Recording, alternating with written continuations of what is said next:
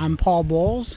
I'm the Director of Media Mind Insights, a neuromarketing research group in the College of Media and Communication at Texas Tech University. I study how the brain processes engaging media. And I'm Collette Thayer with AARP. I'm a Senior Research Advisor in the Consumer Insights section of the Research Department, and I conduct public opinion research on a variety of topics ranging from personal fulfillment and aging to social isolation. Well, that's great. Thanks so much for joining us. We're here at the CRC conference. Why don't you tell me what you have going on here at the conference? So it's been our pleasure to be here at CRC. Collette was kind enough to invite me to co-present with her on a session dealing with some AARP work that my lab has done in partnership on a neuromarketing research contract. We gave a session on how to apply neuromarketing in a scientifically valid, practically valuable manner. Right. I thought as a corporate researcher myself, it would be interesting for other researchers to learn about the methodology as well as about the reaction to it and how to introduce it into an organization. So some of those practical tips as well as to figure out whether it's right for their particular project. Mm-hmm. Well, so for listeners who weren't able to make it to the session, what are some key takeaways from the research that that people can either process or learn a little bit more about? Well, so I think Collette did a great job kicking off our session with an overview of AARP's mission in terms of research and their traditional approach to research and how they began to view integrating neuromarketing into their research approach. And then I gave an overview of just kind of the science of neuromarketing, emphasizing that it's not really a brand new idea to tie how the body responds to content to how people are psychologically processing that content.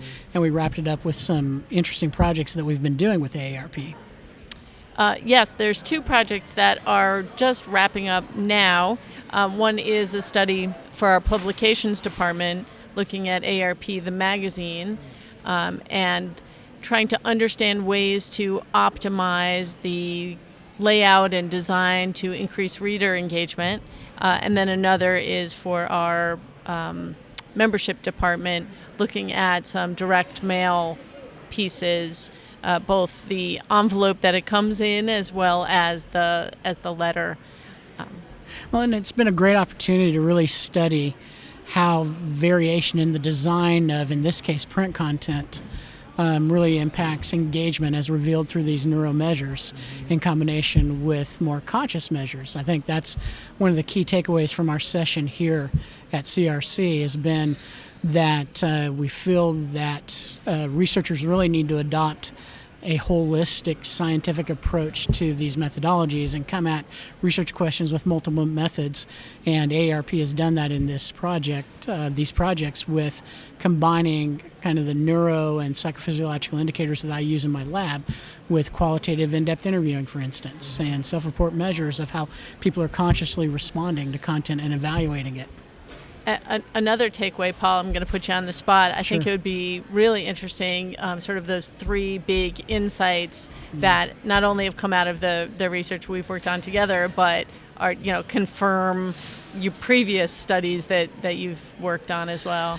Yes, I'll tell you, the big insight that came out of these projects, which is great to see as a social scientist, is it's always nice when research findings from multiple studies converge. And the insights that we shared during this session today had to do with these kind of three general fundamental brain truths for producing engaging content that I found in multiple studies over years of this kind of research.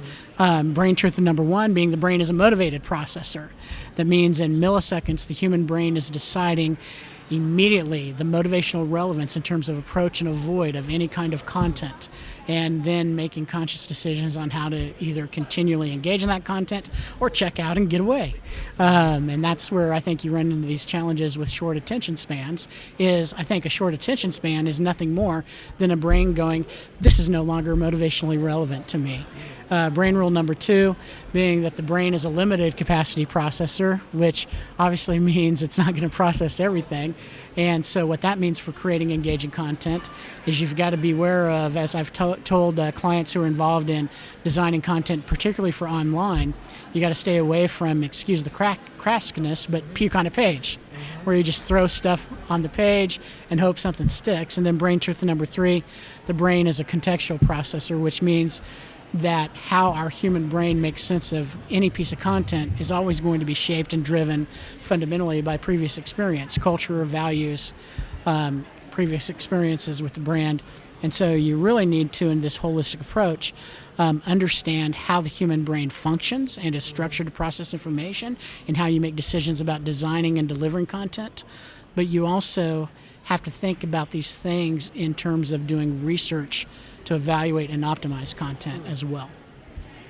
Yeah, I think that's fascinating. So for researchers and marketers and content creators who are listening, what's one or two key takeaways or pieces of advice that they can go into work tomorrow and begin to employ that you think are going to help them to better engage with an audience who is either harder to reach or harder to pin down because their brains are deciding that this is just no longer important to me?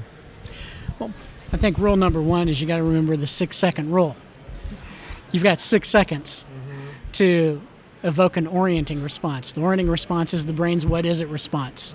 So that means in 6 seconds of your content, you have got to present something ideally visual, because the brain is fundamentally a visual processor. That's where a lot of emotion is conveyed, is visually.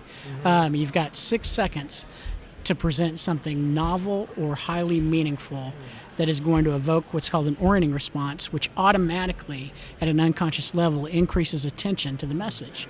But then you better figure out how to write the message and design the content to where it's personally, consciously relevant. So there's no substitution for in-depth understanding of the target audience. And I think, in particular, AARP is a brand that gets that. Yeah, I think complementing the two. So, having your traditional research methods, having your self-report, having your interviews, focus groups, that sort of thing, combined with data that gets at the unconscious level of reaction is probably the ideal situation. Well, and one other practical tip that I would give out for free is what I call, particularly for writing online content, when you write the text of a website, it's great to use what's called the bite snack meal approach in how you structure that text. This has been borne out, ironically, all the way back to a master's thesis I chaired several years ago at the University of Missouri that actually directly tested bite snack meal against traditional news writing style for online text. So the bite snack meal is just what it says. Write a very short, emotionally impactful headline. That's the bite. Then come down in the second paragraph and give them a snack, which colors that headline with some emotional content that starts to tell the story, and then you give them the meal, which is the details. And that way you kind of walk the human mind through that journey of engaging with even text online. Well, that's great. Collette and Paull, I really appreciate those insights. So before I let you go, I have some lightning round questions for you. And I love interestingly, lightning round. Paull, you don't realize it, but you teed up the first one for us very nicely. I'm curious for both of you, what's your favorite restaurant? And that can be anywhere in the world. Well, I'll go. I would say anywhere I don't have to cook, right? So any restaurant, I'm a happy camper. Probably the local pizza place around the corner from my house. That makes you happy. Yeah. Perfect. Well, I love Italian food, and I love an amazing calzone. And believe it or not, I've traveled over the world and have never found a calzone like I can get at Cella's in Pullman, Washington. All right, I'll have to check that out. I'm from Portland, Oregon, so I'm close. All right. So I'll have to put that on my list. You'll have to give it a try. All right, so along those lines, my next question is, of all the travels that you've done, what's the next top bucket list locale that's on your list for a trip or somewhere that you really want to get to? Oh, that's a great question. I crossed 2 off my list last year. One was going to Alaska, and another was going to see the tulips in Amsterdam. So next on my list, I think might be Barcelona or Greece, somewhere, Ooh, good choices. Mediterranean, yeah. Wow. Okay, so this is how much I don't have a life as a nerdy academic researcher, and I like to combine science with recreation in my travel, and I'm doing more science around the area of public health communication, and so my next bucket list travel item would be African continent. Not only just for the intrigue of getting to visit that continent and the culture, but also to engage in some interesting kind of social health comm research there. Well, that's great. I love Barcelona, by the way. Haven't made it to Greece yet, but Barcelona I do love. Have not made it to the African continent yet either, so those are on my list as well. Great. So final question. You're both clearly passionate about your work, but if you could hit the reset button and try any other career, money's no object, just do what you want to do, what would you take a stab at? Well, I already have the answer, so I'll give Collette I know your answer. Because I think I've actually told Collette this. Given that my Twitter handle is MediaBrain99, it should come as no surprise that if I had the reset button, I would go into probably affective neuroscience, some kind of social brain science field. Got to dig in and understand that human brain, the most complex phenomenon in existence. I like that. And for me, it would probably be an elementary school math teacher. I loved math growing up, and there are so many kids who say they don't understand it or it's hard, and I think it just has to do with how it's taught, and so that would be my alternate career. All right, that's fantastic. Collette and Paull, thanks so much for giving us some of your time today. Thank you. This has been a ton of fun. Thank you.